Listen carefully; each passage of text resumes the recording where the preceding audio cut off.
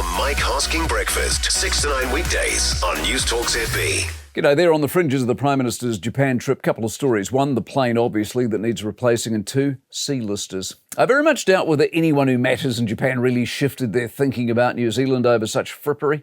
The plane is the more serious story, obviously, and needs addressing. And if any good comes out of a bad situation, it might just be that things have got so comical, so third world, we might actually get around to addressing the problem.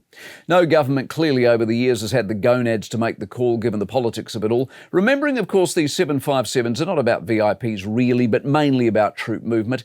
But our plight, the image of our plight, is now so pathetic, we may as well just acquiesce and accept that we actually need to do something, show a little bit of leadership and sort it out. And while we're at it, we may as well do the Inter-Islanders at the same time. But story two, C-listers and tag-alongs. The Prime Minister was making a point that bypassed too many of those who cover him. Too many of them don't get it, or more importantly, I suspect, don't want to get it.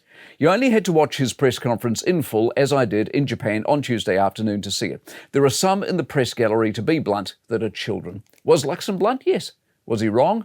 No. Was he indelicate? Maybe. And that's the price you pay for unsophisticated coverage, of which there is far too much these days. His point was specific in the sense these missions need people who have an interest in the market you are in, can do business in the market you are in, are already in the market you are in, can convert into tangible results the trip they have taken. In other words, it's not a meet and greet, it's not options and ideas, it's not blue sky thought bubbles, it's cutting deals, doing business, banking the checks. This was his point. And in fact, if you listen to his words, he made that point. So therefore, he was right to double down when questioned by the clickbaiters. And it was based on experience because he had been on these jaunts in another life.